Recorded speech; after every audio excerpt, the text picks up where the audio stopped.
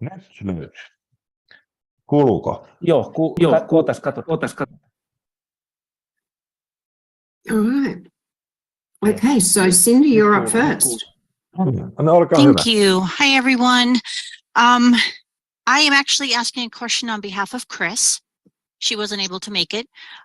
She wants to know, Simon, your recommendations on the 20-minute meeting. Is there anything best to prepare for that meeting? When it gets closer, Charlie Ward and myself and Warren will do videos, which we will then be able to, we won't put them up on YouTube, but we will email to each member who has submitted a project. Okay. And that will have instructions on what will follow.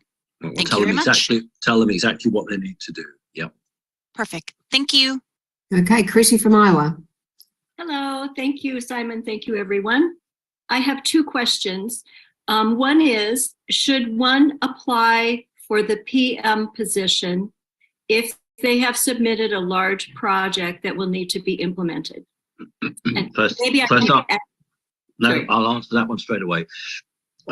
If you can convince at the 20-minute interview that you are capable of doing both, they will allow that, but you will not be able to project manage your own project, because that would be a conflict of interest, and that will be managed project-wise by somebody else.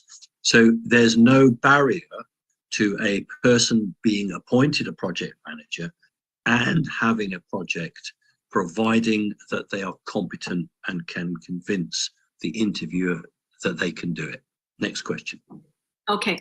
I'd like to put in a plug for having a strong PM with a project to build the prototype for future projects. The person we have in mind works. No, I'm not taking that. No, I'm not taking those questions at all.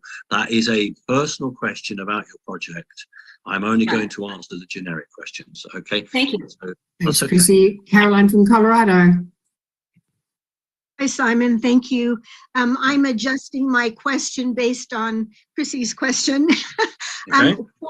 Why is it a conflict of interest for the originator of the project to also manage their own project? Because there is a possibility that that individual may become conflicted with the outputs, the milestones, the performance indicators of their project. And if that project wasn't doing quite so well as compared to some of the projects that they were managing from other people, they may feel under pressure to falsify some of those documentation. It is actually a common practice in industry that when somebody has a share or a stake or stocks in a particular construction work, they are not allowed to project manage it. So, for instance, in the United States of America, if there's construction work on the road, the surveyors or the guys working on it are not allowed to hold shares or stocks in that particular piece of work. So we're basing it on that. Okay, thank you. Okay. Okay, Wayne in England. Hi, Wayne. Hi, Simon. Simon, can we submit an agricultural project like a hemp farm, which would eventually generate an income? Would that be allowable? Yes, that's perfectly acceptable. Yes, no problem. Thank you. Okay, Angela from Maryland. Thank you very much, Simon and Carol, for picking me. My question is, if someone has a job currently, would they have to leave their job in order to take a project management position? I think it very much depends on the job. If you were a nurse or a doctor, I think it would be very difficult at the interview. The person interviewing you would really have a lot of hard questions simply because they don't want to take a good nurse or a good doctor away from an industry that desperately needs good doctors and good nurses. If you're asking me in terms of time management, it's literally what you can manage in hours. Again, you might say that you could run a project in 10 hours a week and you had a 30-hour-a-week job, and that would work. On the other hand, you might say, I'm going to get twice as much money running a project as I am in employment. Therefore, I'm going to give up my employment with my current employer, and I'm going to take the project because I get paid more money. That's, I think, most likely. Thank you. Okay. Glenn from Scotland. Yeah, hi Carol, hi Simon. I've got a Hi, few Glenn. questions, but I think you'll cover them quickly. I mean, they're pretty short answer things. First of all, a member asked, can he help as a project manager in a voluntary role? So not as a paid project manager.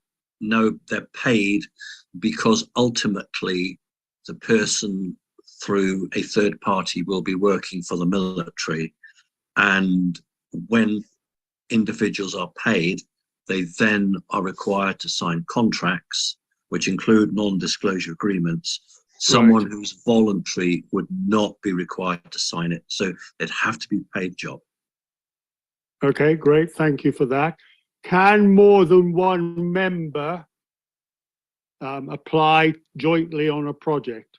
So Yes, they can, but one person has to be the named lead originator. So if you look at it like this one, somebody could have 51% of the company, shall we say, and the other person has 49%.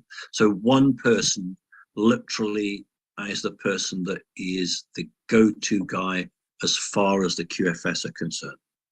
Okay. Can project managers manage more than one project? You can manage up to 5. Okay, great. Thank you. Great. How will a project manager be matched to a project? Interesting. That's one of the best questions anyone's asked me so far. No one's asked me that before. Here's my answer. If you've got a project manager who has, we just talked about construction, skills in construction in terms of they've managed construction projects, then they will most likely be put on projects that what we call new build. In other words, buildings that have got to be built up from scratch, where water, gas has got to be piped in.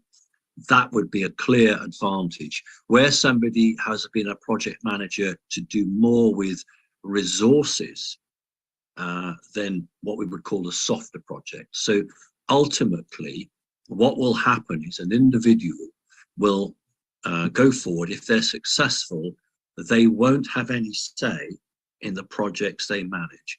Now, they will probably geographically be close. So in other words, you wouldn't give someone in Great Britain a project in Florida. That's just nonsensical. So you'll find that the projects will be in easy traveling distance, but the project manager will not have a say in the projects they're given.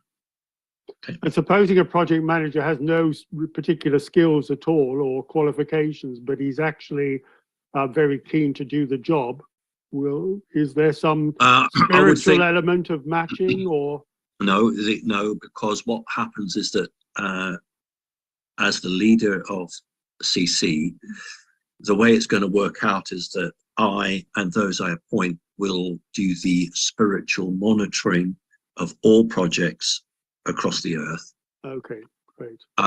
If an individual does not have any skills in a project manager's role, then they're unlikely to be chosen in the first group.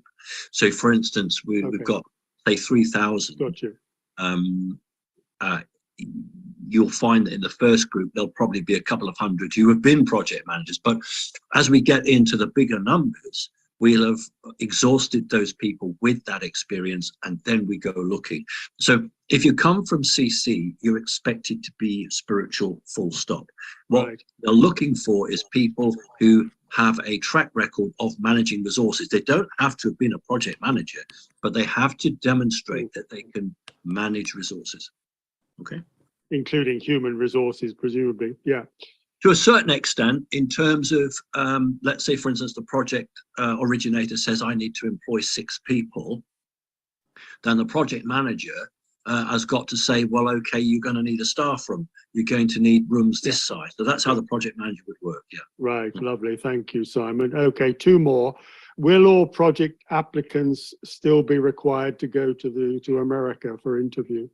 At the moment, that is the case. However, I doubt it, because by the time they've seen a few hundred people, they will realize that the logistics are too great. And I suspect that there will be Zooms created. But the first batch, I think, definitely will be expected to go. But afterwards, I wouldn't be surprised if it's all a Zoom interview. Okay, great. And finally, and a few members have asked me this, when can they expect to be notified if their project application has been approved or not? I know you're going through them. Well, I will do the first batch, the first sift. Once we get the green light, then I will send them. Carol will work with me to send them in batches. We guess about 250, but we're not sure yet. We'll send them through in batches. And then America will liaise directly with the originator. Fine, perfect. Thank you very much, Simon. Pleasure, Glenn. Jerry from Poland. Hello. Hello, Simon and Carol. Thank you for the opportunity. Hi, Jared. I'm a bit confused about one of the answers. I mean, so the first question will be, what will be the role of the originator if not managing the project? The originator provides the spiritual guidance and manages the project, but has a group of experts around him or her to advise in certain key areas like an architect, a lawyer, human resources, all of these things. A project manager, I was a project manager for local government many years ago. A project manager has to ensure that the money coming in is correct for the money going out. So in other words, if you calculate that you need 100,000 euro, dollars or pounds every quarter, you have to ensure that the build or whatever you're doing doesn't exceed that. Now, I don't expect an originator to have the worry of that. The originator's job is to ensure that the ideal that he or she has created is not hijacked by any other individual, doesn't get lost. So they're responsible, but they're not responsible for the performance indicators or the key targets. Okay, thank you. Second one. Yep. Who will become the owner of the purchased properties? Or if not possible to say now, whether it will be the domestic ones or the foreign entity? Right. This money is humanitarian money, and it is not going to be the property of the originator, because then the originator, if they chose, could sell it. Yeah. And that's the end of the humanitarian project, or they could sell it to an individual or an organization that was not approved in the process. So the project is the property of the people who fund it. Now, providing that project is successful and works well, then it will go on for many, many years. Or at least 10. We think we're fairly sure there'll be a funding after that. There's no harm, this may be a question that you're already going to ask, there's no harm in people putting in for accommodation above it, so that a person can live above the project and have their own apartment. If they are disabled and they can't use a lift, then they can have a separate building built where they can live. So the project is never the property of the individual, because that individual could then go and sell it and do what they want. It's a humanitarian project. Okay. Yeah. Okay. The question was raised because of Polish history. Sure. I've been asked this question a number of times. It's a fair question. Disappeared from the map some time ago. Right. Okay. Well. These projects will go on, and again, I don't want to preempt your questions, but I'll give you a little hint here. There is absolutely every hope and intention that when a person who runs a project retires, they pass it to a son or a daughter or a grandchild, and it stays in the family and it carries on. Now, that is allowed. What would not be allowed would be to say, I want to sell it because I want to go to New York or something like that. Okay. No, okay, so it will be the foreign entity, not Polish one, for instance, but Well, it's called the Quantum Financial System. The QFS would be the ones putting up the money. They put up the money. It's their project. However, they employ the originator and all of the staff because they give the money through, but that money, remember, is the project money. It's separate to the individual's wages. So there's a separate stream of money so that the originator draws money which he or she can pay wages to the staff and themselves. That is not to be touched for the project. But all of that will be explained to the originators if they're successful. Okay, and the last question. Can a relative or son or daughter be a part of the project even if it's minor? Yes, but if they're a minor, they will not be allowed to make any financial decisions because in law they're not. But if you want to train up a 5-year-old, I'm being quite serious. If you want to train up a 5-year-old and you get them, well, why not? Absolutely, 100% support that. Yeah. Okay, but does she or he have to be the CC member? Yes, absolutely, 100%. Otherwise, why are we existing? Yeah. Okay, thank you. That's all. Thank you very much. Thanks, Jared. GSM. Yes, thank you, Simon, for taking this extra time to answer these questions. What is the job scope differences between a project manager from the independent third party? Well, that's a very American word, scope. It will be independent, but it'll be semi-independent because remember that project managers will be CC members. So that's an important part. So they all share that connection with the originators. They are all part of the CC organization. And their job role will be described to them if they're successful. I'm not going to preempt that now. And also the job role of the originator, that will be explained nearer the time. So when a job is advertised, then with that advertisement is what is required, what is being looked for. And that's the moment of advertising that will happen. Okay. Okay. And what could there be a possibility of a conflict of interest? In what way? Between the third party person and the project manager. Could there be a conflict of interest between the two? When you say the third party, do you mean the QFS? You mentioned earlier that there will be a third party on That's the us. project. That's us. That's me.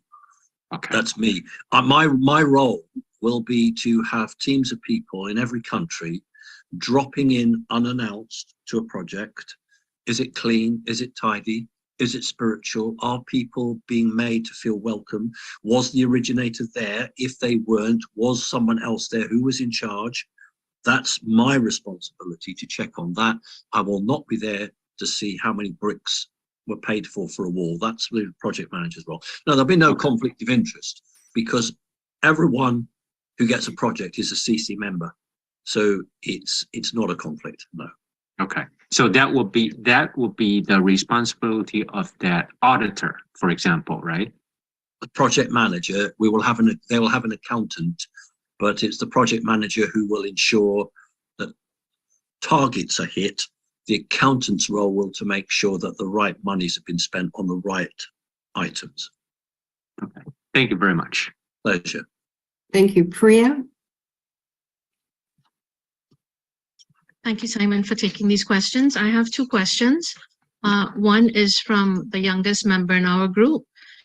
She is asking if it would be possible to be a trainee as a project manager, because to gain the experience, she's very passionate about humanitarian projects, but she doesn't have practical experience outside of the classroom. So what advice can I give her? It's a very interesting question. I think what I will do is I will ask for what we call apprenticeships. I will ask for, it probably won't be many, maybe 3 or 4, it's probably all I can get away with, but I will ask for people to shadow competent project managers and to learn the trade. So Carol, you make a note of that, please. Yeah. So I'm going to take that forward and see what I can do with it. So very good question. Thank you. Fantastic. I have one more.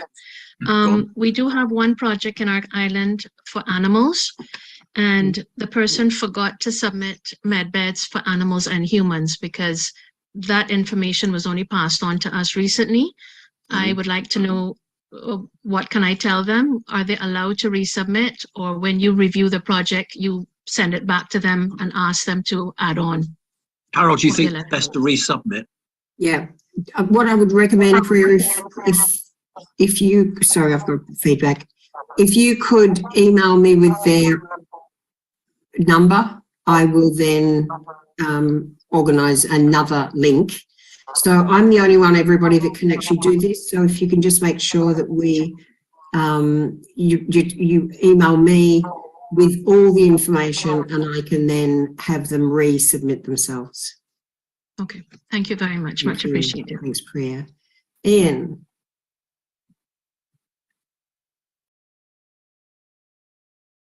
Hello, Ian. Sorry, Twitch, I'm still on mute. Hello, Carol. Hello, Simon. Hello, everyone. You've actually partly answered this in reply to Glenn's question. About 18 months ago, I encouraged most of our community to get one of these. I'm sure everyone's familiar. The Vax Control must not be vaccinated. For those in the first batch who are likely to go to the States, would you advise getting one of those? Because an entry requirement into the States is that they are vaccinated.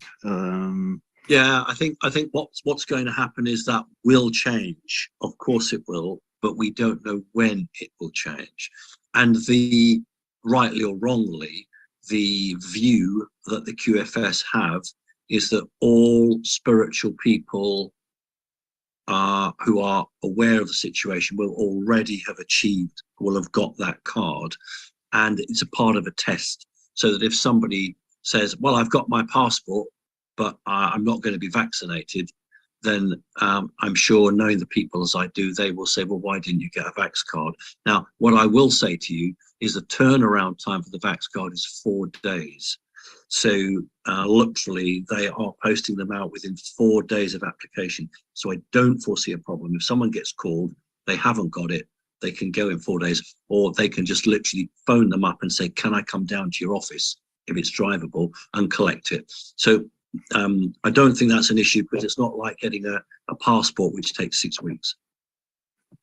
Thank you. Fine.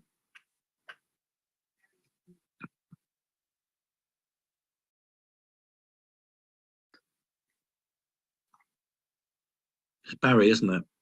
Hello there, Simon. Hello, everybody. Hi. Yeah, I feel you've maybe already answered the question there from Priya, but I'll just send it to you. Sure. Now, say a member has just put in a project, and say, for example, that the place that they have in mind has just been sold. Is there any way that they can make changes and update it? Yes. If the project has been sold, there are 2 ways for it. They can actually resubmit, or they still go to the meeting, and this has already been accounted for. It happens a lot. And they say, unfortunately, this property I had in mind has been sold. However, here are the details separately of the project that of the property that I have now seen, and I would just like this to be included, and that's fine. And all they will do is attach that photocopy or that printout to the original application. So it doesn't matter, because what they're looking for is the originator capable and spiritual? Is the project something that matches what we want? And if there are difficulties, like, well, the house has been sold, or the land isn't available, but that originator has gone out and done research and said, look, here's my fallback position, there's no problem, they'll say, we'll go with that one. Okay. Right, thank you very much. Fine. if it is just a property change, I really would prefer not to have to resubmit all of those. There are so many that I've been recommending people just take it to their meeting. Appointment and Yeah, change. that's what I've just said. Yeah, Yeah. so, you know, Please don't literally, send them in, because we know there's no problem. As long as you've got a picture and details of what is still available, they'll just accept that. Can I also, there's a lot of people asking on the chat about the availability of the video. The video will be available to all coordinators, and they can also share them with your members on a Zoom or whatever. So yeah, that's just to answer those questions. Yeah, nobody expects you to remember the answers I've given, but that's why I've agreed for it to be recorded. Caroline.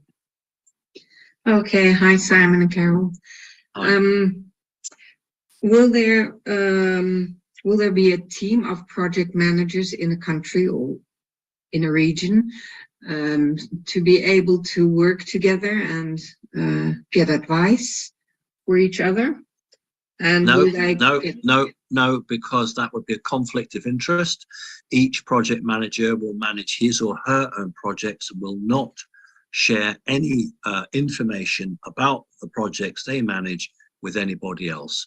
It is a standalone group, so individuals will manage their own projects in terms of the 5 they've been given, and they will not then meet other project managers to talk and share, because this is a professional group who are looking at key performance indicators, and they will not be encouraged to start looking at other people's projects and discussing the difficulties that they had, you know, getting their project up. That doesn't work. This is a business orientated post. It's about driving through what we call the KPIs, the key performance indicators, the milestones, to ensure that targets are hit, whether those targets are in terms of materials coming in and being built, money coming in, applications for legal permits, and those individuals will not be encouraged to worrying about what their friends are doing down the road. So the answer is no. Okay, thank you. And do they report, does a project manager report to you, or does he report to the QFS? The project manager reports to the QFS in terms of all of those targets that I have said, but the project manager reports to me for mentoring and spiritual connection. So I am not interested in how many bricks has been put into a particular project. I am interested in what is the mindset, the spiritual ability of that individual. Are they enjoying their job? Are they having difficulty? That's my role. My role is to support that. So that's the way we've divided it. Okay. Okay, thank you. Okay. Thanks, Caroline. Poppy and Jeff. Oh, how about Karen? Sorry, darling, you just got muted. Oh, hi, Simon and Carol. This is for Melanie. If I'm looking on the screen my way, we've missed out Karen, haven't we? No, we haven't. It's okay. We're under control. We're under control. Well, my screen is different from your screen then. Well, there you go. Interesting. We're always different. This is a question from Melanie in Wisconsin. She's on the call, but she's not able to ask her question at this time. Will there be how many project managers per state? If we're talking about the US, is there a limit? The number will be dictated by the number of projects that are successfully originated in that state. So if there were just 5 projects, there'd be 1 project manager. 10 projects, 2 project managers. The number of project managers will equal the number of projects in that state. Right. And then you did already answer if somebody is a coordinator or an admin on the volunteer team, would they still be able to be a project manager? The answer is yes, providing that they can convince someone that they've got the ability to do it. Okay, thank you. Okay, I've disappeared off here. Karen. Thanks, Poppy. Hi, everybody. Thanks, Simon and Carol. I have a couple of questions. In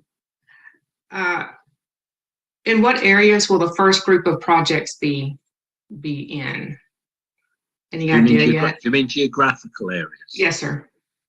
What we're going to be doing is looking at spreading equally across the globe, so that I would like each country to have, remember I'm not outside of America, which is state-wise, to have one project to start with. So in the States, we might have 5 or 6 to start with. Remember, we're doing small groups, and then we do more and more. So ultimately, if I've got 5 really good projects in Tennessee, Tennessee gets 5 really good projects because it's on the merits of those projects and the individuals who brought them forward. So that's how we work on it. So yes, I'm looking for balance, but I'm not going to play a woke game and say, oh, look, I've got to have somebody in Berlin, I've got to have someone here. I'm going to go for the best projects that come through at front. And then will be maybe 500 really good projects, but I may just be asked to do 200 to start with for the first month. That's how we do it. All right, thank you. Right. My next question is, several members had asked this question. If their project is not picked to move forward, will they be able to volunteer on other projects? Well, 2 things. First of all, if the project's not picked to move forward, it may be that it needs just some slight alterations, when they will be encouraged to resubmit.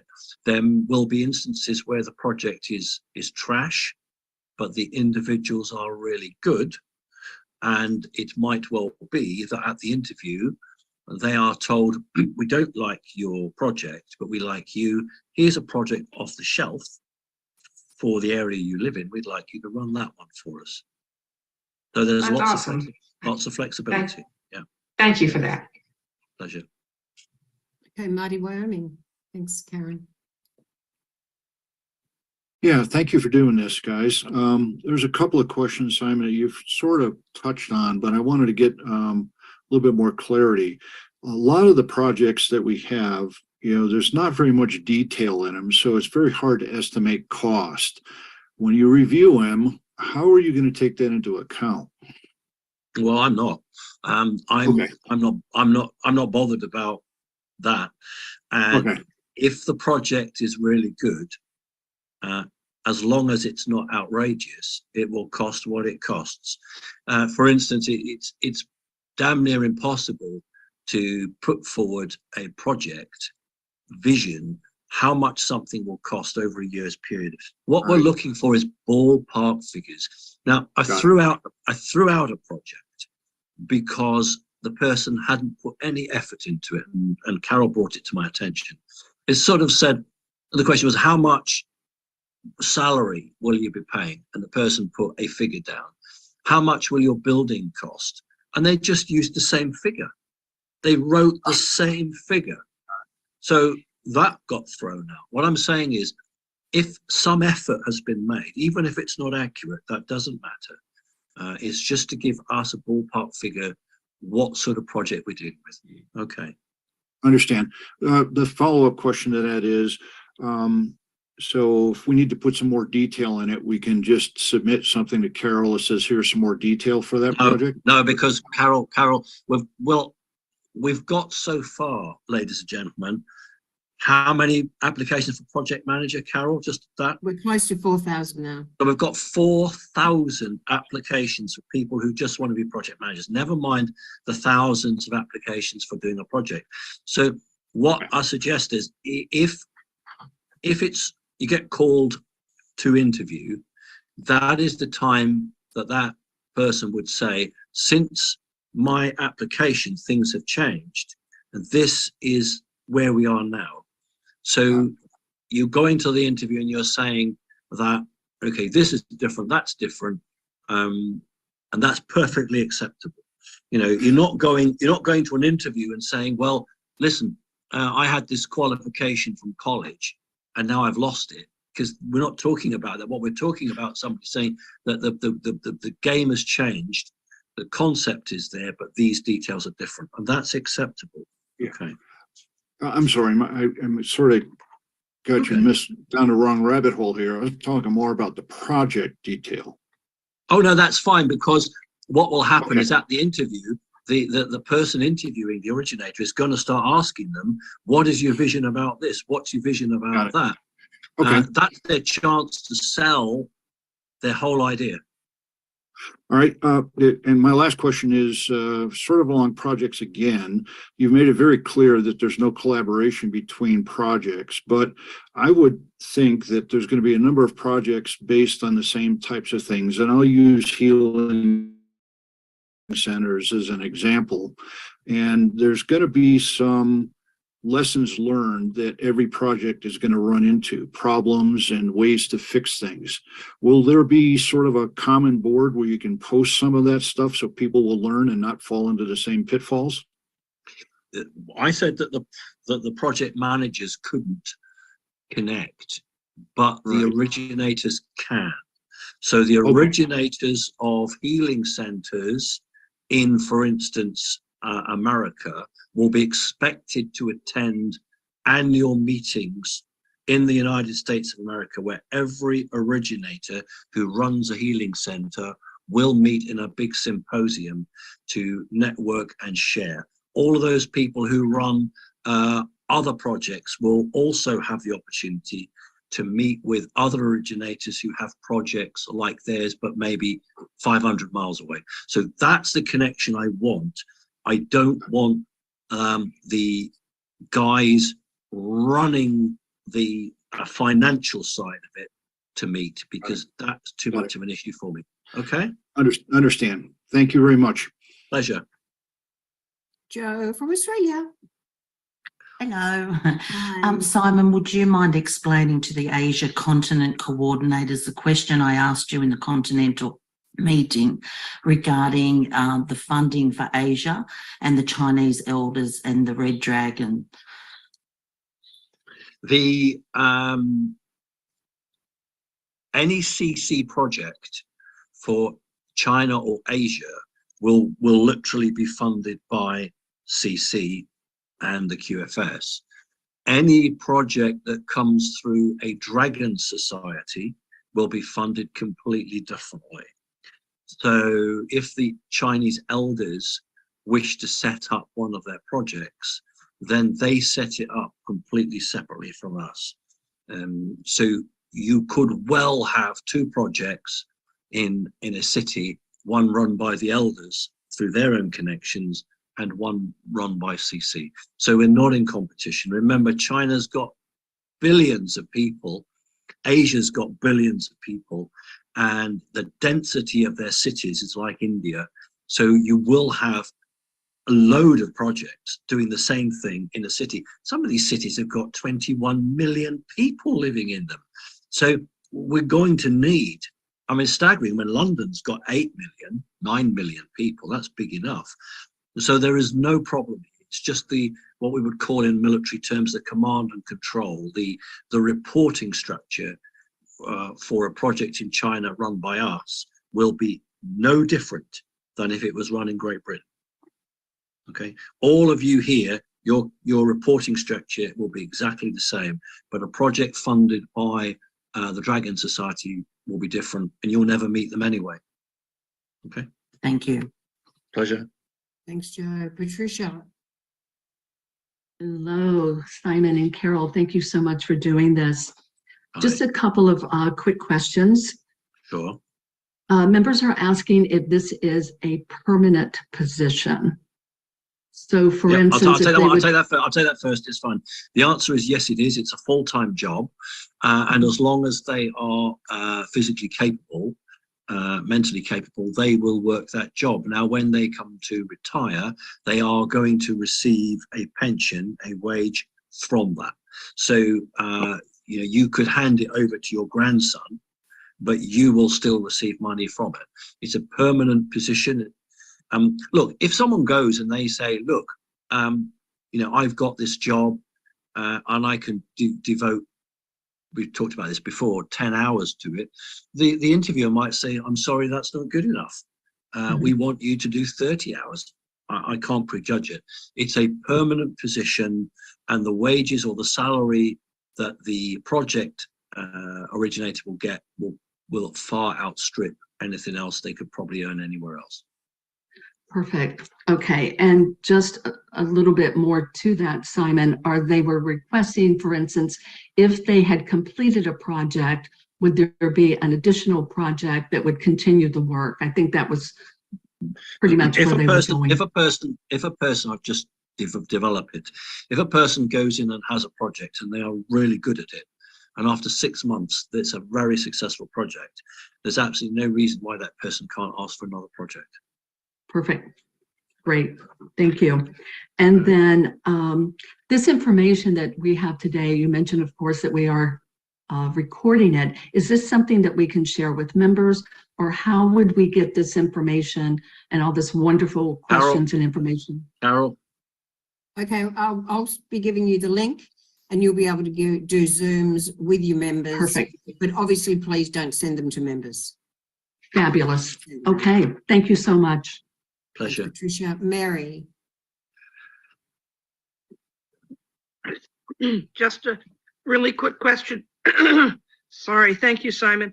Will the project person interviewing for the project manager have a voice and be able to express which projects he would like to work on, which type of projects, of where they may have experience in, maybe they have experience in construction, but not in healing centers. The person doesn't have to have that. The person doesn't have to have that experience. What's looked for, whether you're building or whether the project is a rescue center for horses, or whether it's a healing center, all projects require targets to be set for them. You do not have to be an expert or even competent in the aspects of that project, because a project is a project. That's why we are looking at people who are quite driven for that. So it's going to be obvious, because someone's going to sit there and say, well, 10 years ago, I did this. And the interviewer is going to say, okay, well, that matches what I've got here. And someone will say, well, last year I did that. So the interviewer will look at the resume, ask that person's questions, and then probably say, I think you're best doing these projects. Thank you very much. Thank you, Mary. Thanks, Mary. Ian McKellar. Yeah, hi, Carol, Simon, everyone. Simon, thank you for the clarification regarding the project originators and owners and the removal of that with the project managers to remove any conflict of interest. You mentioned that coordinators could possibly be project managers as well. And I'm thinking particularly for my region, where we have only a small amount at the moment, what specific support can coordinators give to project managers if they are different, for example, and how involved can they be on overseeing all those project managers? Coordinators do not give any support to the project managers at all. They're completely separate, because here again we would have a conflict of interest. The project managers on a project side will be managed by a team in America who will ultimately be military. They will, through the QFS, they will line manage those project managers solely, because those project managers will have an NDA, and that is their command and control through that. My role will be the spiritual management. Coordinators are not to get involved, simply because we will have coordinators who have best friends, good friends in our groups, and we've got, let's say, guy that we really like, he's always on, we've known him for 20 years, and he's got a project. It's not going to happen like that. Coordinators will have tours of the projects in their area. They will know the project, they'll know the person, they will get updates, written updates, but they will have no influence over those projects at all. But they can share the role of project manager and coordinator in some regions. Yes, they can, providing that they can convince the interviewer that they can do it. And it might be that, you come back to me and you say, look, I really want to do this project, but I don't want to give up being a coordinator. Can I be a part-time coordinator? In which case we can find another coordinator to job share your coordinator's role to allow you to be the project manager. I'm flexible. I'll work around it. I'll try and be helpful. There's always a way great. around. Yeah. There's always a way Yeah, around. that's just great. Yeah, we can follow the due diligence, make sure there's no opportunity for corruption coming in anywhere. Yeah, sure. Exactly. Thank you. Great clarification. Pleasure, Thank you. Pleasure. Joanna, thanks. Ian. Thank you. Thank you, Carol, and thank you, Simon, for this opportunity. I would like to ask again about full-time and part-time. Does this also apply for project managers? Could you also be part-time project manager? Or how interesting. Probably you could. We never even come up with that. It could well be if the interviewer really likes the person. They would first of all say, look, if you've got young children or you've got a sick relative, then we understand that you can't manage 5 projects. You can manage 2 projects, and therefore this is the minimum number of hours that we'd like you to do, because we appreciate that you've got family commitments. However, if somebody says, I've got this job, I don't really want to give it up, but I want to be a project manager, you're very unlikely to get the sympathy, because I think the person will say, you've got to choose what you want. Do you want to be a project manager or do you want to stay with your job? But if you've got family commitments, then I have no doubt that they will be flexible towards you. okay, thank you. And also, what rights does the initiator have about the project? I mean, it's probably their vision. So did they have any specific rights about the project? Their decision is final in terms of what they want. So for instance, they will say, I want to treat, let's just say I want to treat 20 people a week through my project, and I want 5 rooms, consulting rooms or special rooms. It's everyone else's job to provide that for that person, providing what they've asked for is realistic. So the rights of the originator are the rights that they must be obeyed in terms of their vision for the project put into reality, providing what they're asking for is reasonable. So they have very strong position, and that's why it's my job to provide the oversight of the spiritual side. Because look, it's going to be very stressful for people. They're going to, there's going to be a lot of weight on their shoulders. I mean, I don't think everyone really understands to be a project originator is a chance in a lifetime for most people, and is a real burden. And those guys are going to need someone to talk to, because they got to go home at night. And that project stands or falls because they made it work or they didn't make it work. And, it would be wrong to put people into a position and just tell them to get on with it. We can't do that.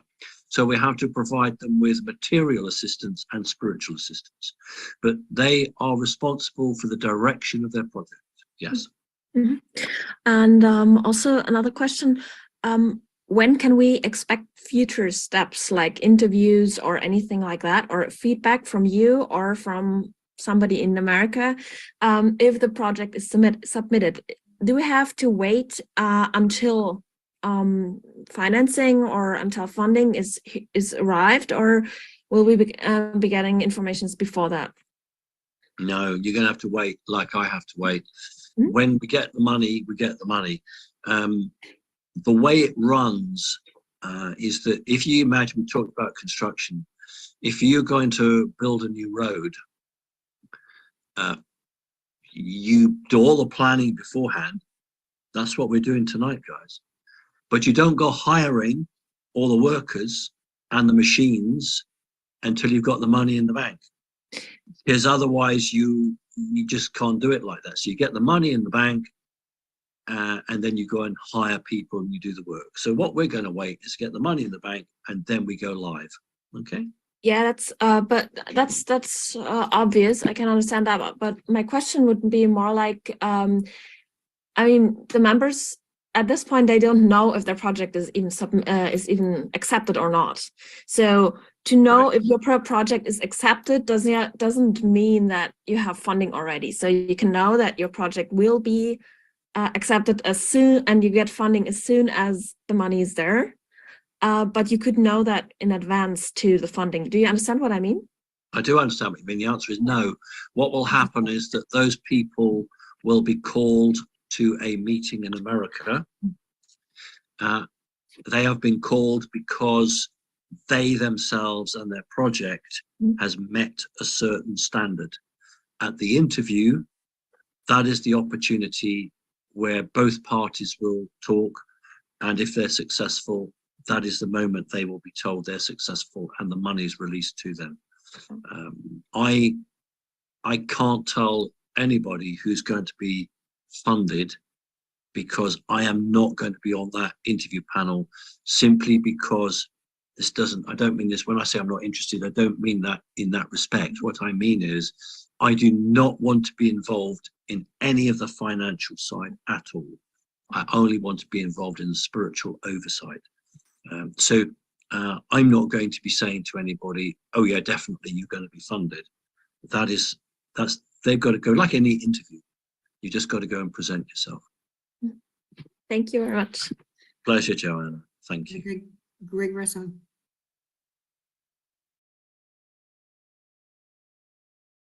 I can't hear Greg. Oh. No, yeah, no, you've just unmuted again, Greg. That's Okay. it. Okay, got it. Thank you. Hi, Greg. We are going to, for all intents and purposes, be building a new society when we start partaking these projects.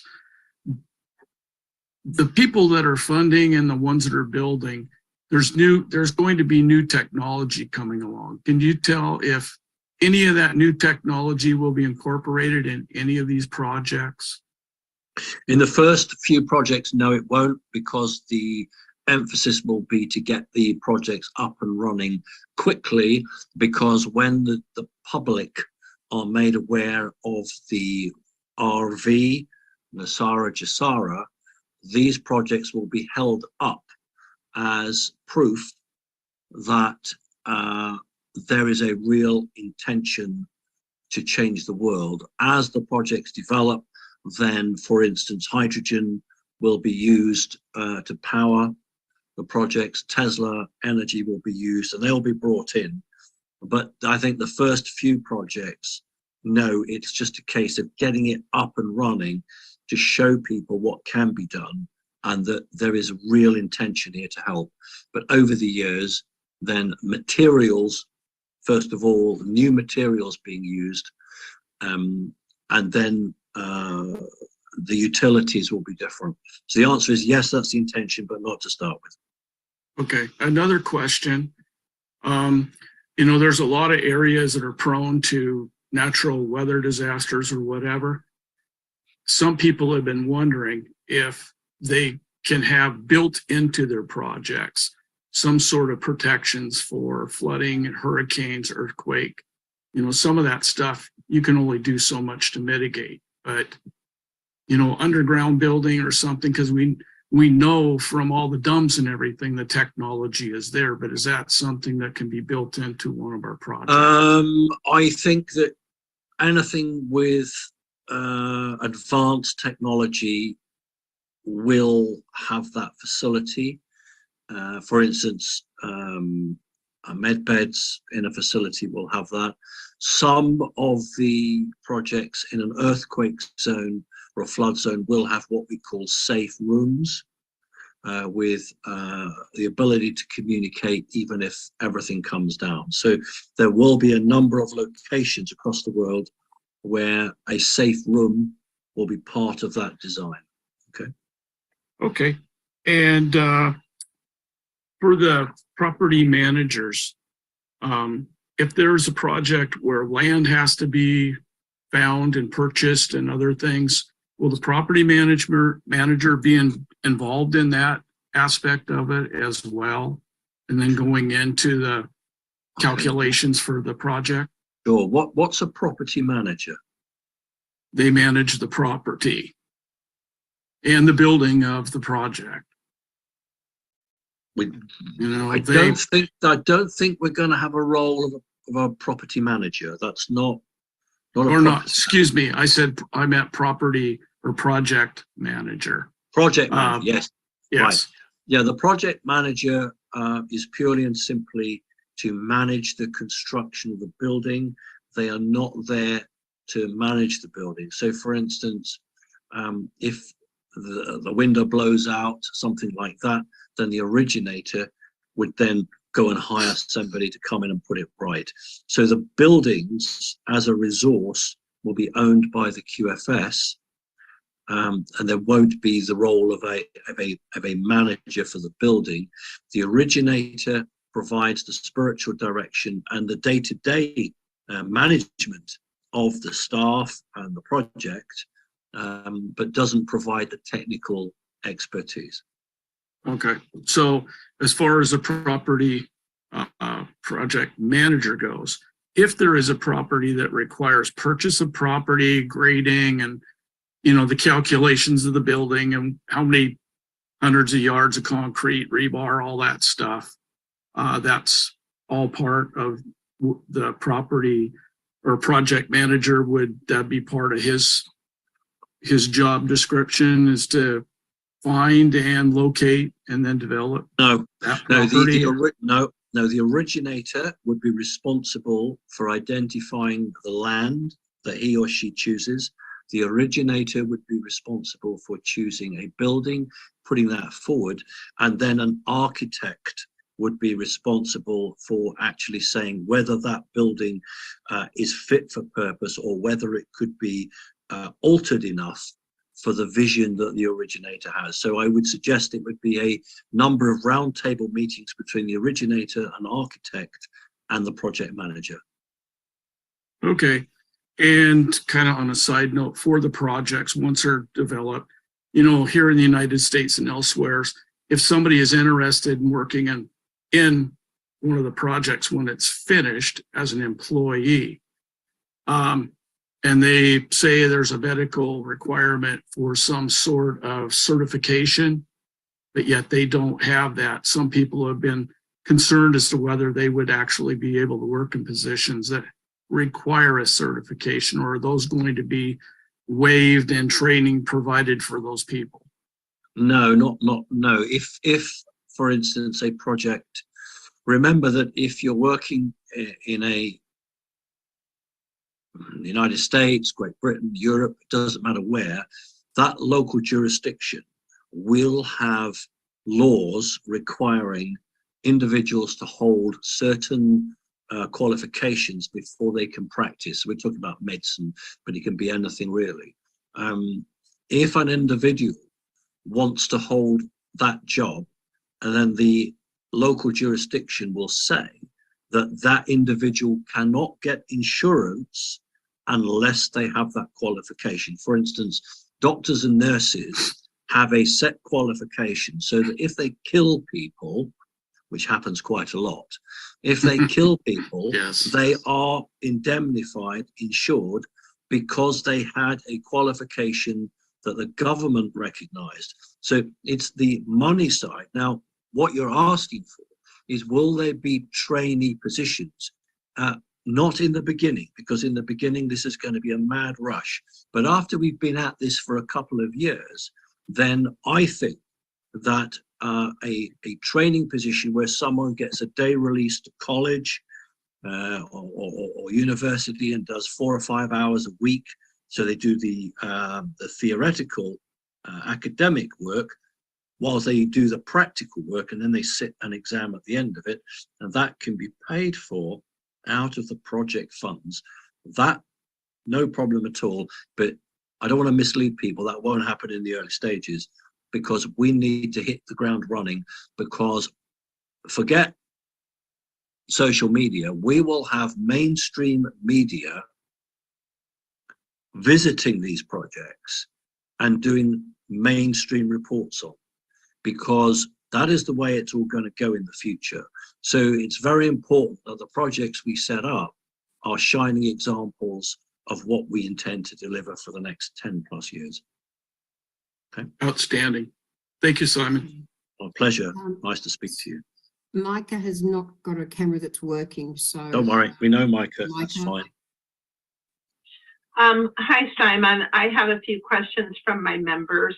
Go on. The first one is, what type of input will originators have into developing the business plans, budgets, impact analysis, security, contingency plans, and all of those things? I realize those are project management activities, but will the originator... No. The project manager is there to put into place what the originator wants. So the answer is the originator is responsible for all of that. But you talk about security, the originator won't have any idea where the closed circuit television cameras need to go. So an expert will come in. The originator won't know what type of burglar alarm they need. An expert gets brought in. The experts are there to deliver the vision of the originator. So if the originator isn't capable of sitting in a room and saying, I want this, this, and this, that person is never going to run a project. That originator must be confident to say, I don't know what's available, but this is what I want. And those experts go away and say, okay, we've got 3 versions of this. Version 1 is $10,000, version 2 is 20,000, and so on. And it looks like version 2 is the right fit for this. So it is the originator who drives the train forward. It is the engineer who keeps the wheels of the train moving. Okay, copy. And then I have another question, a few more. How will the member and or the coordinator be notified if their project is rejected? I get how they're going to be notified if it's selected, but will they get notified if it's rejected? Yes, they will, but it won't be my priority. My priority will be to get the people who've been successful up to Florida. However, it is only fair and proper that we say to people that why they haven't, and that will happen, but it's not going to be my priority. I'll be honest with you. My priority is to get this projects up and running quickly. Okay, and then here's one from one of my members, and I'm just going to read it to you. I hope to get money via foreign currency, which may be where Simon is getting his projected funding. I would need either a trust fund or a nonprofit to keep from paying excess taxes. Has or would Simon consider an oversight program through which such funds could be managed, completely legal, and could feed money back into more funding for other projects? Just curious, I don't have finances for such at the moment. Right, here's the answers to that. First of all, there will be no such thing as tax. However, in the first few months of a project's life, there will be tax because we don't know how quickly these taxes in local jurisdictions will be removed. I've always suggested a trust is very important. If you're setting up a humanitarian project, it may be that at the interview, the different options in that jurisdiction will be put forward. And I would think in most cases, then a trust or an NGO that is recognized by the government or the law of that particular area comes in. So I'm not worried about the tax side of it. In terms of the funding, there is a huge amount of confusion here, mainly because people are reading blogs from elsewhere and not really listening to me. And so here's a great opportunity then. Members do not need Zim. They do not need dinar or dong or anything like that. Okay, that is not what's going to happen. I have the non-disclosure agreements. Funding comes through CC, provided by the QFS, and the individual does not have to bring any money to the table. Now, that is not what's happening elsewhere. In other so-called RV platforms, individuals are supposed to turn up with a Zim note or their currency, and then they're supposed to go to a redemption center, redeem that, fill their suitcase full of money, go and see somebody else who somehow will set a project up for them. That's basically what is being touted by others. And there's one particular organization that wants to have a special party in the island of Malta. I would just say to people, if you are approached like that, just ask who's got the NDAs. Who's got an NDA with the military in that organization? Who's got an NDA with the QFS? Who regularly talks to these people? And you'll very quickly find out who is dreaming a dream and who is actually reality. But you don't need to have any foreign currency, have any Zim notes. That's not the deal that I cut with the QFS. For those of you members who know Charlie Ward's insiders, yeah, they have a Zim note, but they're an insiders club. And when Charlie Ward arranged his deal with the QFS, it's different from ours, but it's essentially the same, because the funding will come through Charlie Ward and he will then provide funding for his projects. So we just use different mechanisms, but we are following the same route.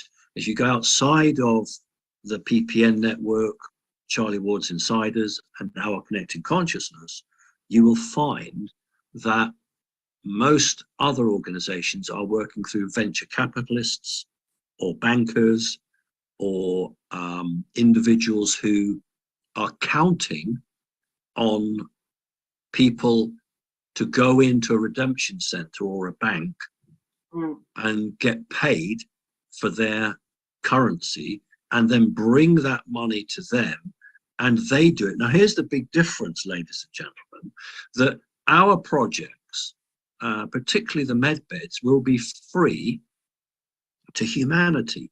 But these other organizations that are setting up, they'll be charging. You know, people keep telling me, oh, there's these med beds. And you look, you know, and there's some in Germany, 100,000 euro to go on a med bed. Well, that's not a med bed. That's actually a tachyon healing chamber or a quantum chamber, but they don't actually do what a med bed does, and they're charging money. So it's not a humanitarian project. That is a business relationship. And so, you know, we don't do that. And the people need to listen to me and understand the difference between the route that we have and the route that these so-called other platforms have. You know, I think if people research correctly, they will know. Now, I give an example. This is re-recorded for the members, so it's a good opportunity to say that there are a number of the organizations I just said who have instructed their members to infiltrate Connecting Consciousness, to obtain funding, and then leave Connecting Consciousness, go back to this other organization, which I won't name, and then let them run the projects. They must be insane. This whole operation ultimately is run by the military. The people must be living in a mad, drug-induced dream world if they think that they can come here, go off to Florida, have an interview, and then somehow take the money from that interview and go somewhere else and give that money to somebody else to run a project. But we take comfort from the fact that the people in power know we're going to be funded. So they're actually trying to take our money. That's really exciting. It makes a change from all the stupid idiots out there who say there's no such thing as the QFS. There's no money, there's no this, no that. Whereas actually the elite are telling people, come to this organization, get the money, and we'll work with it. So they can't have it both ways. So, ladies and gentlemen, this is a once in a lifetime opportunity. You know that. That's why you're here. That's why you're of service. And also, I'll just say that it's not acceptable for an originator to get funding, start a project, and then leave CC, because all your money will be taken off you. So you can't just say, great, I've used Connecting Consciousness as a ladder. I've got what I want. Thank you very much indeed. Because I can tell you your house of cards will come crashing down very quickly.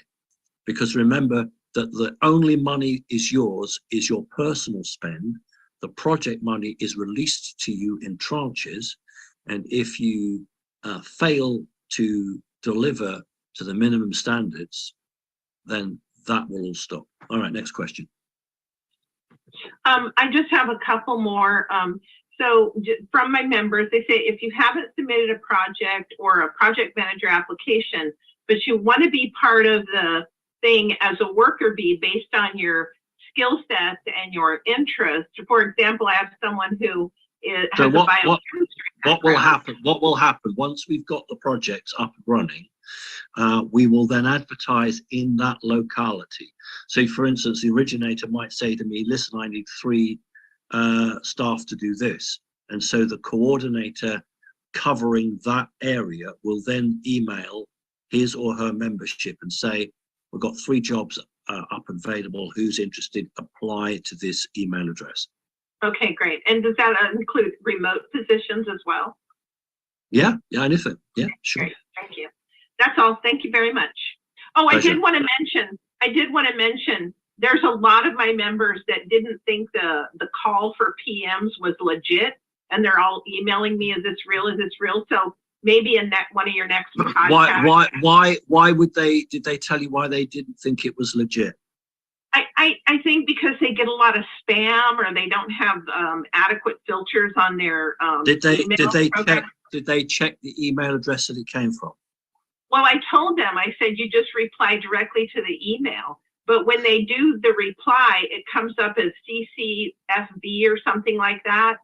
And we don't recognize it does have our domain in it, but it does have our Connecting Consciousness. I understand. There's a lot of fraud goes on.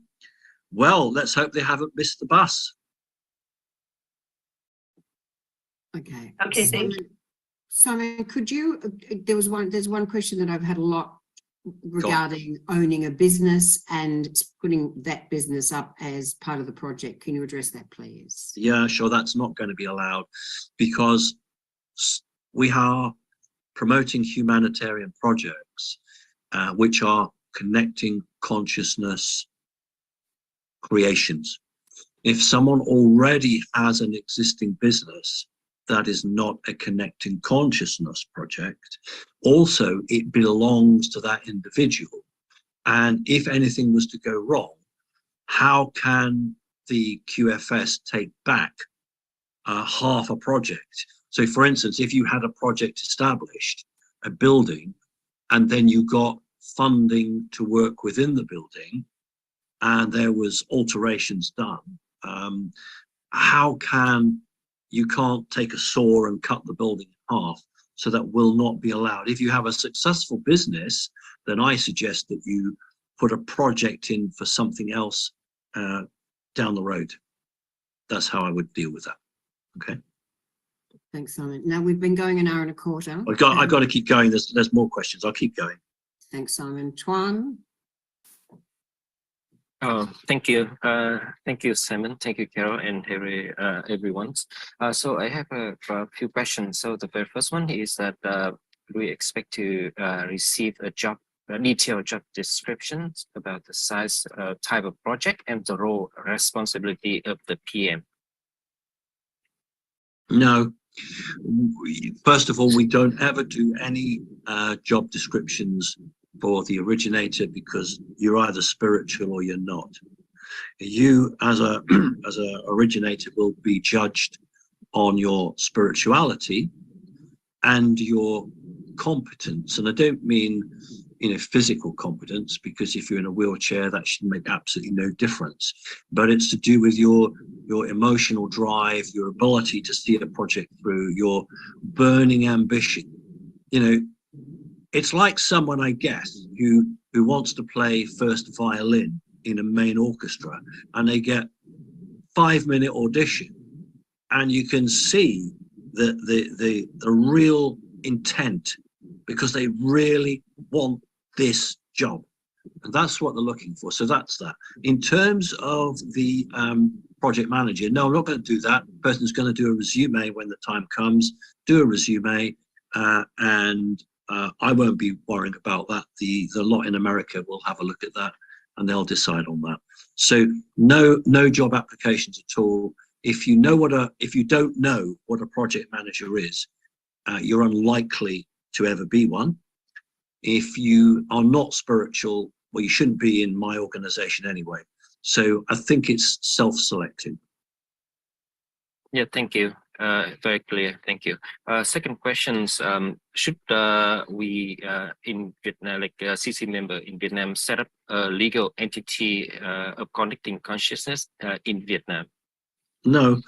What will happen is, if you have members who are successful with their projects and they become originator, then a local Vietnamese-based lawyer will actually say what the law is in that province and will establish the legal paperwork you require to make that project legal. So that isn't something you want to worry about. That's all going to be taken care of, literally, because I don't expect originators to be architects, project managers, lawyers.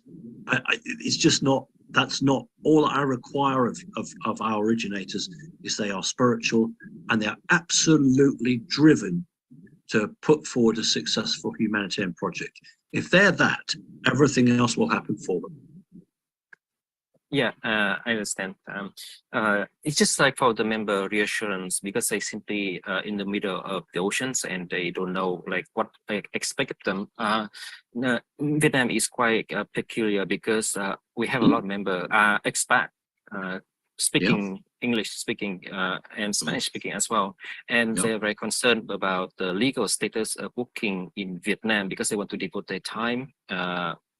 A lifetime work in Vietnam as well, so they're very concerned about the working legality here. Well, if you have a job in a country and you are providing services to the community, most governments will say that you have the ability to reside and stay there because you are an asset to that country. If you are a positive beneficiary, then you get allowed. If you are turning up in a country and you don't have a job, well, no, they won't have you. So I think the point is that when somebody arrives with money and starts putting a building up, and here's the important point, starts offering jobs to local people, that's when the government says, we like this person because they are employing local people. So you go to the village and you go and you recruit 2 or 3 people from that village. Suddenly that village is very supportive of your project. And the regional governor, the guy who really is very powerful in that area, province of Vietnam, comes down. We won't have any bribery. We're not going to play that game. But that person will see that it's a real project. And if there's any attempt for bribery, then the originator goes back to the project manager and reports that, and that will be dealt with by the military. Okay? Okay. Yeah, thank you. Thank you very much. Pleasure. I see Caroline Chile. Hello. Thank you for asking. Thank you for answering these questions. What type of projects qualify as best project? I mean, which type will be approved in what you call first batch? I don't know. I don't know because I haven't sat down here and said, I'm going to have 5 healing centers and I'm going to have 5 or 3 of this. I'm not interested in that. What I will do is I will look at the projects and I will say that project is really good. I don't care where it is, that's going to go forward. Then I might get another project which is not very good and I'll say, well, I'm not bothered with that one at the moment. So I'm not looking at the industry it's in. It could be, you know, working with homeless people. It could be literally working with animals and people. It doesn't matter. It's if it has a spiritual light to it, then that project will go forward. Now, clearly, if the project isn't well thought through, then it's not likely to go anywhere. So no, I've got no preconceived ideas, no numbers. What I have said to you is I do want to try and get a spread across the globe, because no one is going to love me if every project is in America and there isn't a project anywhere else. So yes, I'm going to make sure that there's fairness, because that's what you would expect of me, but I'm not going to go through with a needle, you know, trying to manipulate statistics. I'm not going to do that. Okay. Okay. So the best project will be the most spiritual one. Yes. Well said. Okay. Thank you. Thank you. Thank you. Anna. Thanks, Kaz. G'day, mate. Hiya. Mine might be a silly question, but what if what if you don't want to hand it to your kids? Then you set it. If you don't want to hand it to your kids, you set a trust up, and it will be run by an independent group, and your name will go down in history as the person who founded that project, and your name will be on that plaque. I forgot to tell you, every physical building will have a plate on the outside with our logo on it, and it will say supported by CC with our logo on it, but the originator will always be the founder of that particular project. Yeah, so we can just hand it down to CC, I guess is what I'm saying. No, you wouldn't do that. I don't want it. What you're going to do is you will have a trust set up, trust that is there because it will receive the funding. That entity, that trust will receive the funding, and there will be a group of 3 or 4 commissioners who will run that project, but there would have to be a constitution written and a law so that the commissioners can only act within the vision of the originator. So if the originator is like 85 years old and says, look, I can't do this anymore, then what she has to do is sit down, write a legal document, and then get the commissioners to run it. But she would still get a pension from it, even though she's not working there. All right. No worries. Thanks, mate. A pleasure.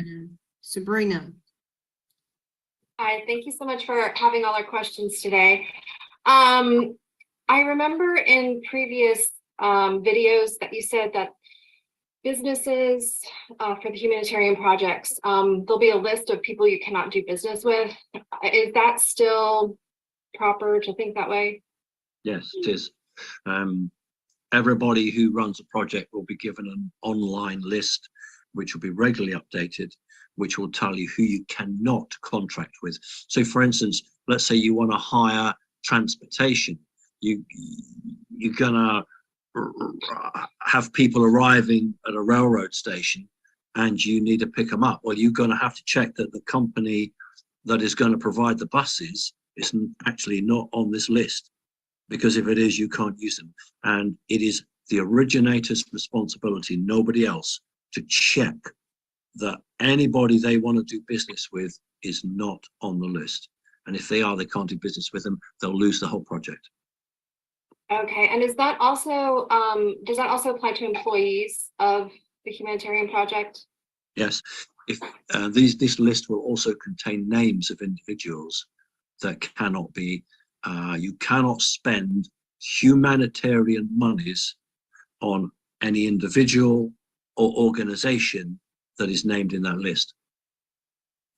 Okay, perfect. And then will CC members be able to use the humanitarian projects around the world, visit, go there, maybe have CC events at them? Why wouldn't they be able to do it in their own country? Oh, yes, and in their own country too. Like if I traveled to Ireland or something, I could go see a humanitarian project in there. And I visit it. misunderstood you. Yes, you would not be able to use the project because it's outside of your country, but you can visit it, have a cup of tea if you're English, with the people, and you can meet them. Of course you can, but if you were requiring the services of a project, you would be expected to do it. For instance, you are a humanitarian, you're an originator, and you are running a homelessness project, but you need something else, maybe healing or whatever it is. Well, your project doesn't do it, but someone else's project does. You are expected, and I did say that, project managers can't mix, but the originators can mix. And so you are encouraged to go out and say, well, I'll tell you what, you come and use my project and get this, and I'll come and use your project and get that. It's perfectly acceptable because no money is changing hands at that level. Oh, perfect. Okay. And then if projects are successful in your state, like one project, will there be a consideration to multiply that around the world? I've already answered that question. Oh, sorry. That's all right. Thank you so much. I appreciate it. That's fine. Michael and Julie. Hi, Michael. Hi, Julie. You're still muted, honey. Sorry, muted there. It doesn't happen often. Thanks, guys, for the opportunity to ask questions. Simon, you've answered most of my questions. Just two small questions. First one is, unfortunately, in Éire at the moment, we don't have a huge amount of projects have been submitted so far. So a few project managers who are working on, say, 5 projects within their area or whatever, what happens to the project manager when those projects are complete? Do they then go into another role, or do you try and encourage more projects to be forthcoming? We won't have a problem. We've got thousands of projects. We've got enough work for 10 years. Okay, cool. That's good. Because remember that more people join CC, and once these projects become widely known, everyone's going to want a piece of the action. We are going to be inundated with people who want to be a member of CC and put their projects in. So look, I'm not going to spend the time explaining how the funding works, but I can absolutely say to you that in 25 years' time, there will still be money coming in for projects. These project managers will be, we'll have an army of them. Great. Okay, so time to get on the med beds. So I'm still around 25 years to do it. Don't laugh, because that actually is a topic of conversation that certain people need to be around for another 50 plus years to make all this happen. That's a real conversation piece. Yeah. Thank you. Misha, have you got any questions? Julie? And no, actually, I let my spokesperson ask tonight, but thank you. Okay, well, the one that couldn't unmute. Yeah, okay, we'll let you off. Yeah, for a change, Simon. And secondly, project managers' role is normally from inception to completion. At what stage would the project manager be engaging with the project? Based on the experience as a project manager previously, I would have been in situations where projects were being initially set up and management and I suppose initiators being appointed. So where do you see the project managers coming in? At what stage is it in? When someone goes as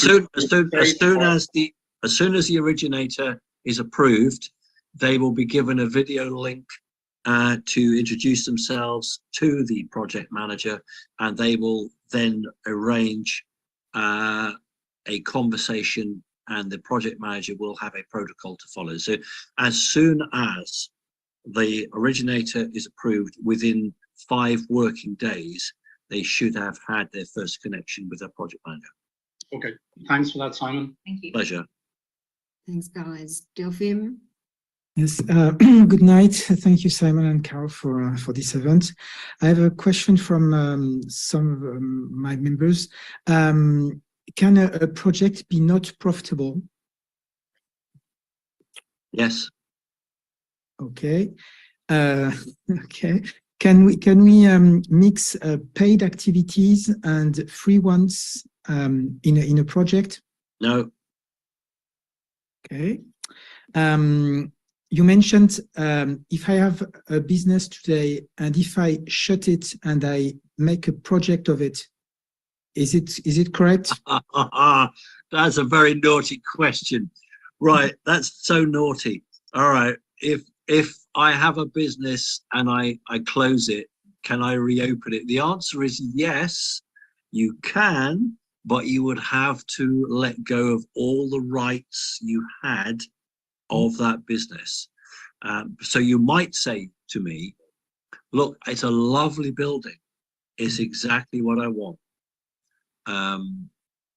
And I would suggest to you that the QFS would buy the building from you.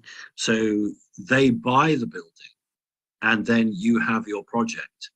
So as long as it's not owned by you, there isn't really a problem. This is the problem. We can't have people owning a project because you as originators are custodians.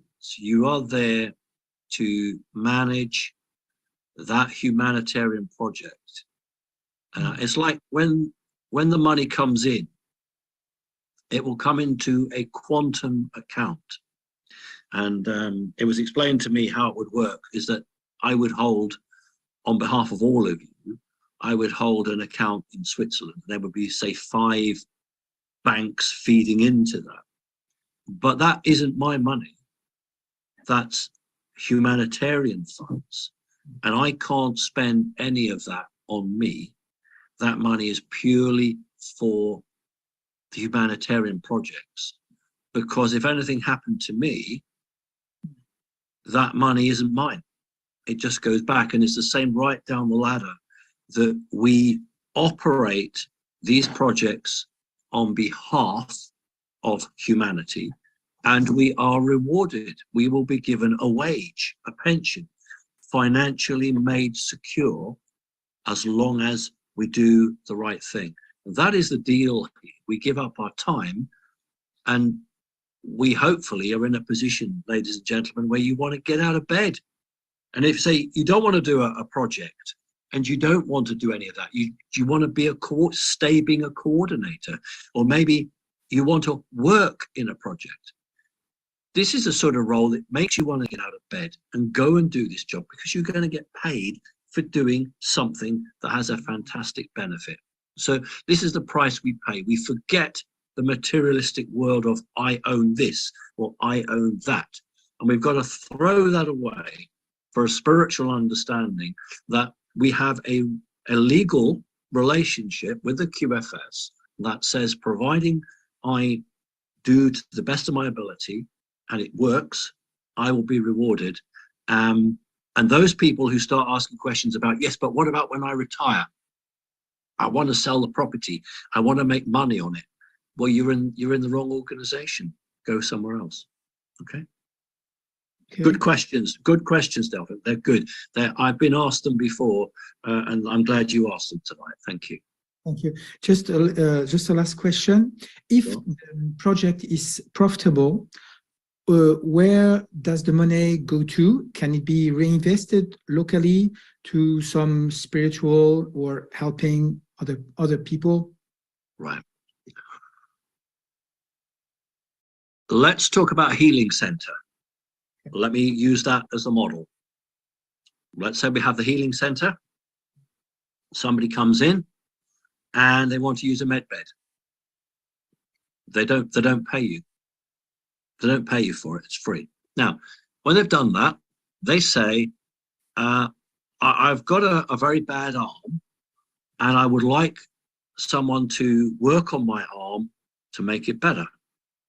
So in your healing center, 5 doors down, 3 days a week, somebody comes in from the local community who is qualified and they do the arm. That individual pays that person. You don't pay that person. That person pays that practitioner. You are not there to make money. You're not there to make a profit. You are there to break even. We forget the concept of profit. Forget it. We are not here to make money. We're here to be of service. You will have bills to pay. They will be paid for.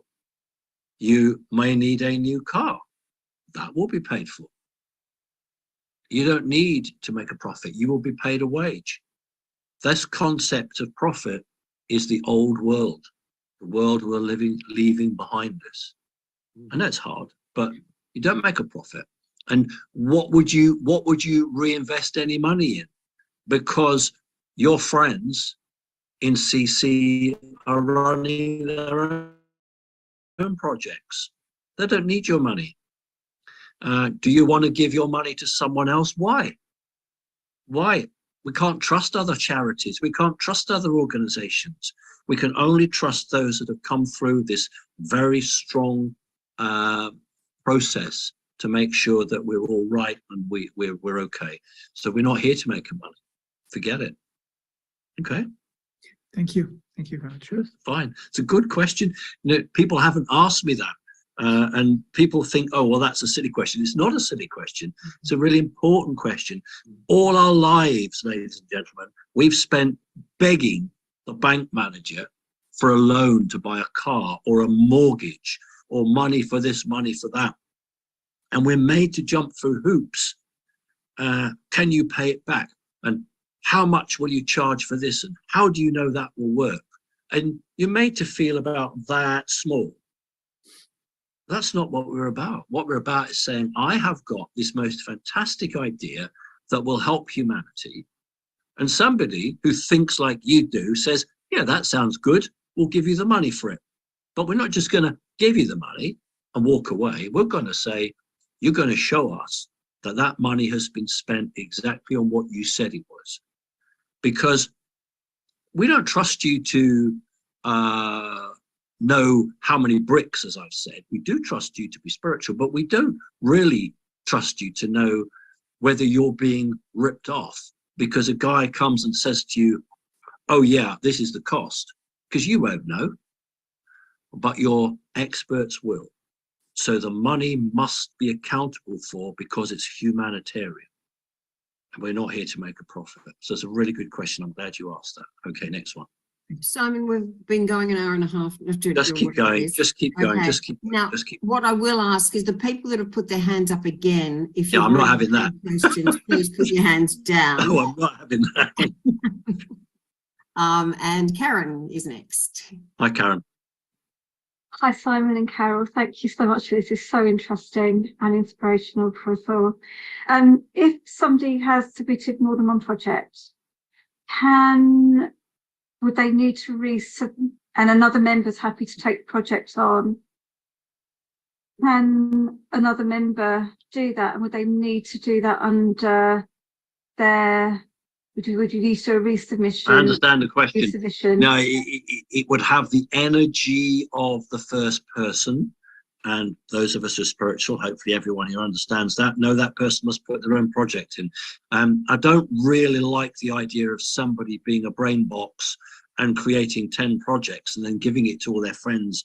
I would much rather individuals have it, because taking things off the shelf is something you've been given. It's not something that you have created yourself. In other words, if you fight hard for a concept, then you're going to not let it go. If someone just comes to you and says, here's a project, go and get it, you don't have the same commitment. So the answer is not really no. Can I add to that then, please? We've got a group project and it's evolved. So it started from a similar ideas, Yep. and that the person who's happy to lead up that project holds a similar Yep. vision. So Yep. in that case, would that be acceptable? Yes, that is acceptable. Let's say you've got 7 people who want to work as a team. That's absolutely fine. The point is this, that in Florida, they're not going to have 7 of you come to an office. Not because they can't accommodate you, but because every time somebody says something, the other person says, well, hang on a minute, I'm not sure about that. And you just have an argument and nothing gets done. So the 7 of you have to have a vote to vote which person makes the decisions and speaks to them. Now, that is at that meeting. When you get back and you've got the 7 of you together, yes, you do talk and you say, this would be a good idea. No, we don't like that. That's fine.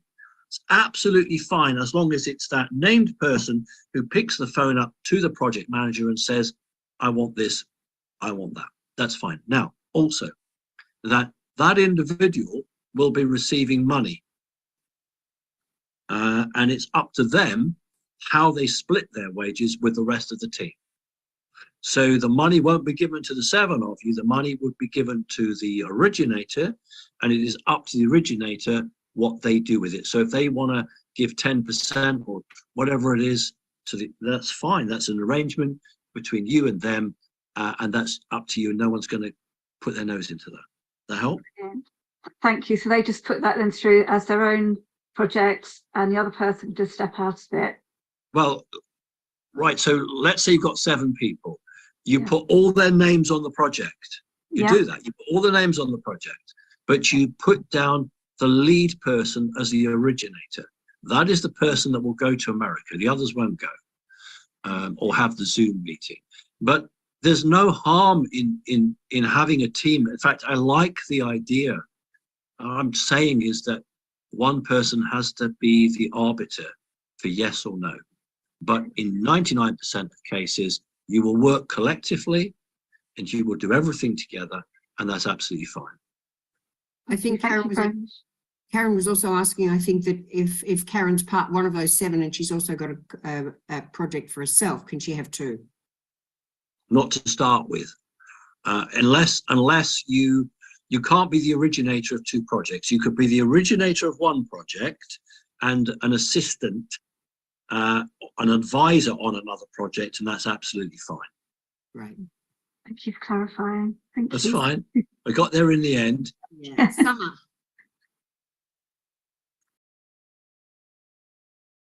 Hi there. Welcome. Thank you so much. Simon, I believe it was in maybe a continental coordinator meeting where you discussed Indigenous nations and how that might roll out for them. I believe you said there was something separate. Could you review that for our Indigenous members, please? Yeah, surely. If an Indigenous member is a member of CC, then they are treated exactly the same as everyone else. But my understanding is that what's going to happen is that we're going to move from reservations where Indigenous members in the states are placed, and it will become their own land, sovereign land. So we are not clear how that would work. What we are clear of is if there is an Indigenous member or members who submit the CC application, they will be treated exactly the same as everyone else.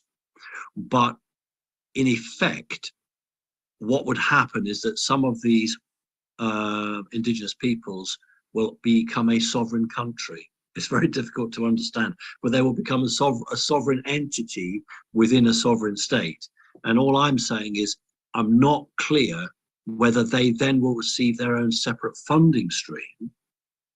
But I am clear that if they put a project in with us, then they are treated exactly the same way as everyone else.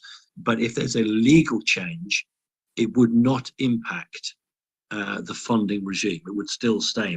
But once that change occurs, then there may be for all new projects something different. But ultimately, they need to get their projects in, get your foot in the door, get on it, and you're a lot stronger once you're up and running than if you're still waiting to come in. Okay, great. Thank you. My next question is about the time commitment for project managers. So would it be possible for people to do a minimum duration as a project manager, say for 1 or 2 years? I think this is about people wanting to retire, but still. I think it will be on a yearly basis. I think after 1 year, they will either walk away or say, yes, please, I'll sign up for another year. Okay. It'll be a full-time job, but it will be very, very flexible. For instance, you know, that's a paid role. And if somebody becomes disabled or can't do the job, they will still be entitled to support, just like you would through a pension scheme. So, you know, I think that there's a lot that's not answered at the moment. And I think, knowing the people I do, that it'll be tested as and when these things occur. But remember that the people behind this are spiritual. And if it's a CC person, they will come back to me and they will say, we want your take on this. You know, we have a vision, but hey, listen, this is your person. What do you want to do about it? So I really wouldn't let these people worry. They're worrying. Trust God, stop worrying. Just do it, and then see how it goes.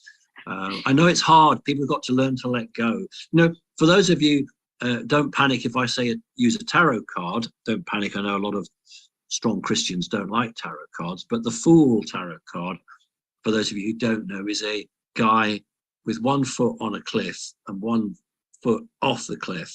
And this guy is so confident that he's going to walk off the cliff and not collapse.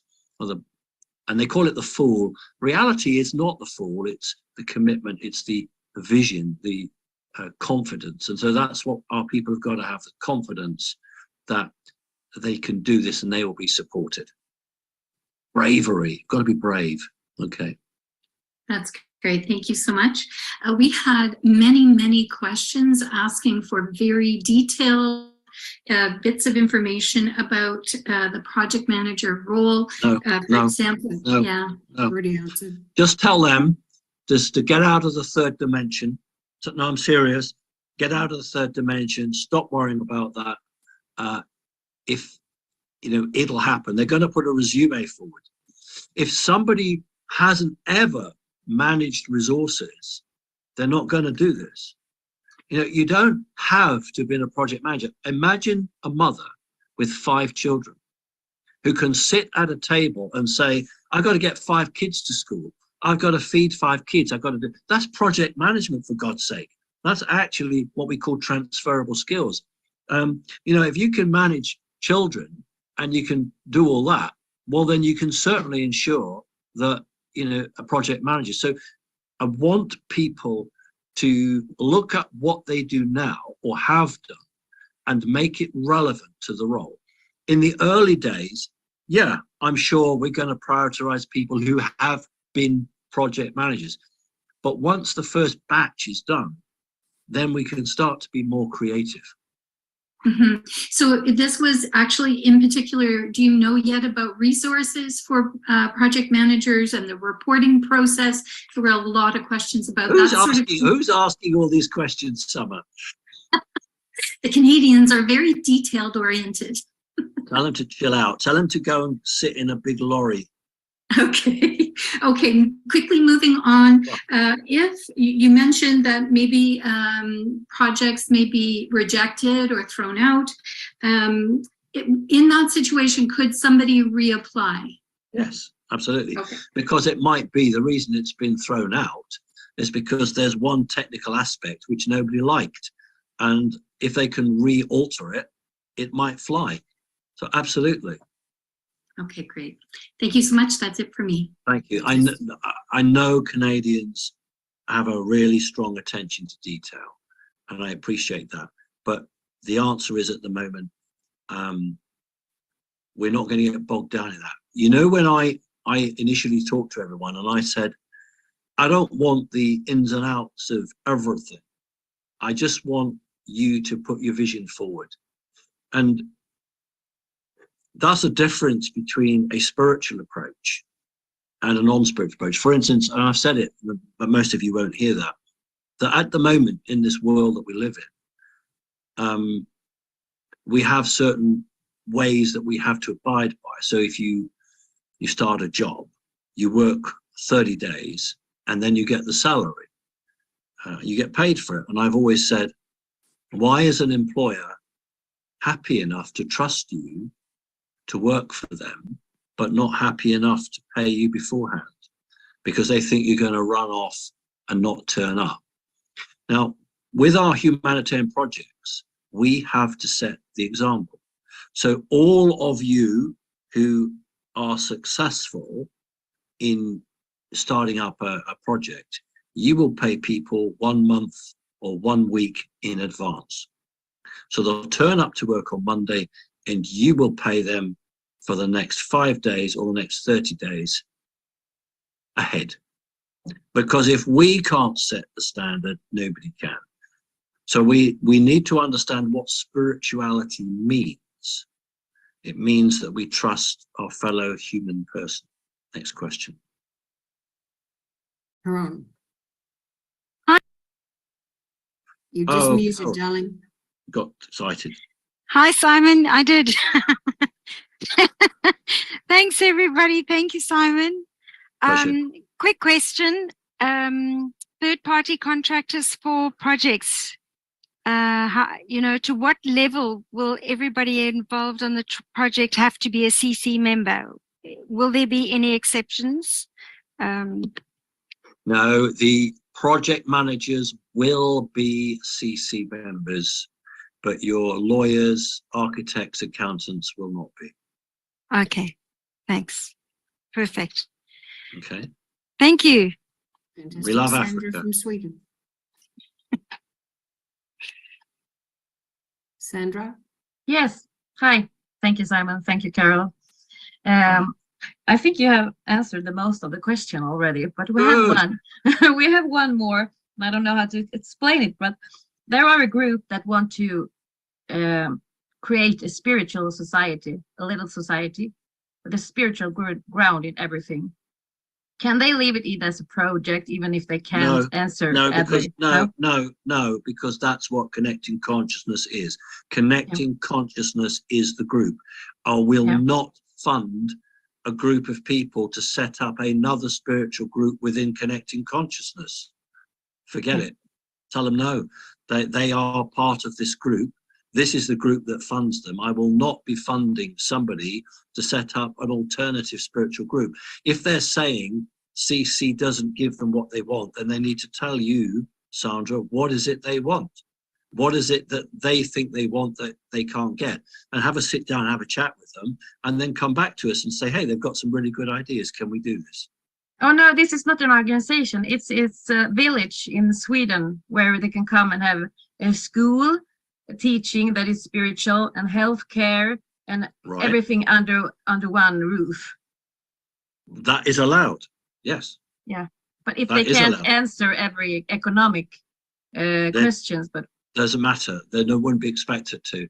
What they're looking for is a type of not unlike what Mr. Tallinger is doing in South Africa with the One Village.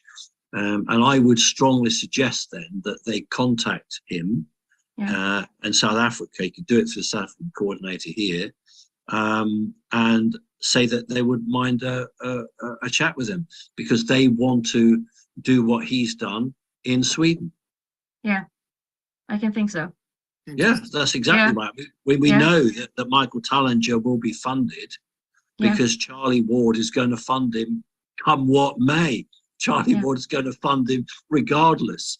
So it's a great model. Why don't they have a look at that? I've got no problem with it. It's just the same question. They've got to decide who is going to run it. One person's going to make all the decisions. Okay, great. Next question. Thank you. Thank you. Donna.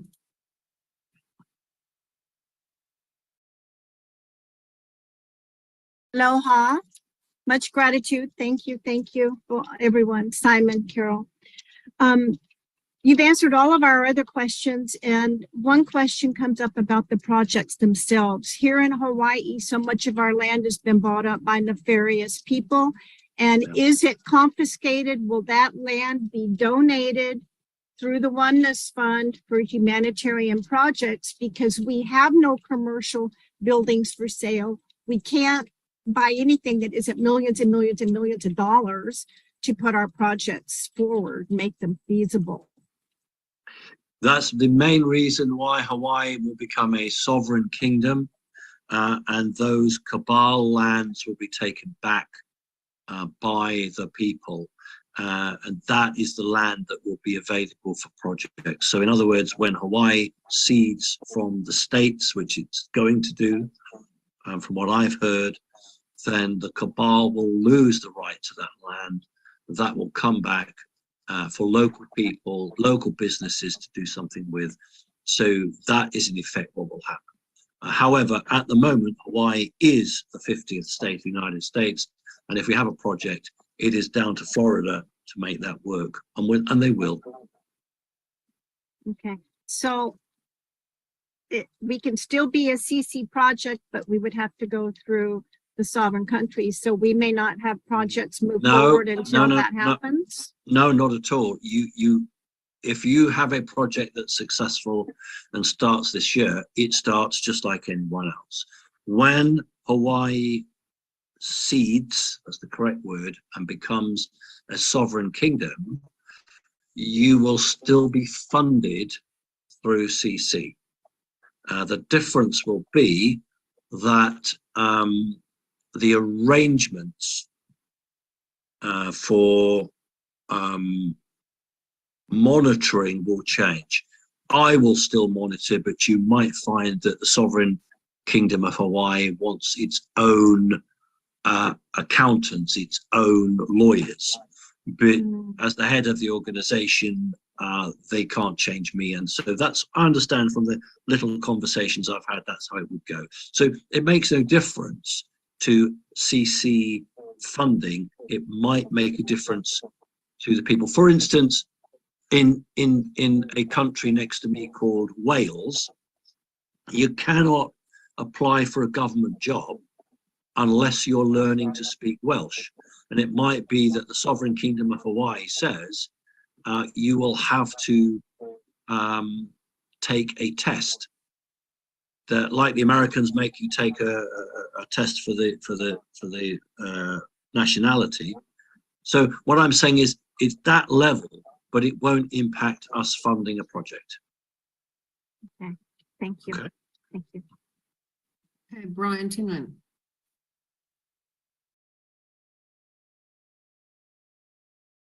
Hi, Simon. How are you doing? Very well, thank you.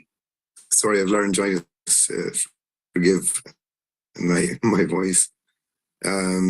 If we have a similar, people are putting in very similar projects, like we have a lot of healers, you know. Does every project have to have a level of uniqueness to it? Or really good. It's a really good question. If you're going to put something in Limerick and then something in County Clare, no, because the different distance geographically is great. If you've got 5 projects that are all very similar and you want to put them all in Dublin, that might work because it's a big city. But if you were going to put 5 projects in a small rural area that were very similar, no. So you're right to try to get them to have a uniqueness if they're all in a very close geographical area. Yeah. And also, is the originator role quite adaptable? I know you probably answered this in a different way, but just like, for example, my program is the Quantum Learning Centers, and I'd like to have it to start in locally, but to build it out so where I'd be training people to train other people, if you like. Well, that sounds perfectly good. I don't see a problem with that at all. Yeah, sure. And I have an existing online business right now with it. You just started, but well, that would have to be, you'd have to set up a completely new online business, which was not for profit, to service the humanitarian project. Yeah, like I could shut that down right now. It's just a website, because I really wanted to be a free humanitarian. Once the funding comes in, then that's what you do. No problem at all with that program. Because my vision is for it to be and I've worked on it for decades. It's my life vision, to be quite honest. And it's to have it free humanitarian centres in every town. Sure, let's try, and it's fine. I've got to move on because I've been at this. How long have I been here? 2 hours, is it? 2 hours. 2 hours. Come Just on, on 2 guys. hours, yeah. Come on, guys. Let's get going. Okay, Anna. Hi, Simon, and everyone. Carol, thank you so much for all you do for Simon, helping out. So I got 4 questions, and I'm just losing my page here. Bear with me for a minute. Okay, so 2 of them are related with the project management email that you sent out, and the other ones will be for projects. So they're simple. So the first question for the project management is, the job will be a physical office location? Can the person submit for a remote location? Do they have to move out of state? Right. If you are a project manager, you will be expected to visit that project. If it's a project that's being built, you must attend to see that the work is being done. So you've got to convince the interviewer that you have the ability to travel. If you're in Alaska, you're unlikely to be given a project in Texas to manage. It's not going to happen like that. So I would suggest that project managers will be within traveling distance of their projects. Now, the remote side will work where it's what we call a performance project. So a project that doesn't require building, but requires other resources. So a building that's already up and running, the project manager would not necessarily need to meet that. That could be a remote work. But my understanding is most projects coming in are about buildings. So I would think that, it's going to be a requirement that the project manager can jump in a car and get there. Yeah, within the same state though, right? Correct. Yeah, okay, great.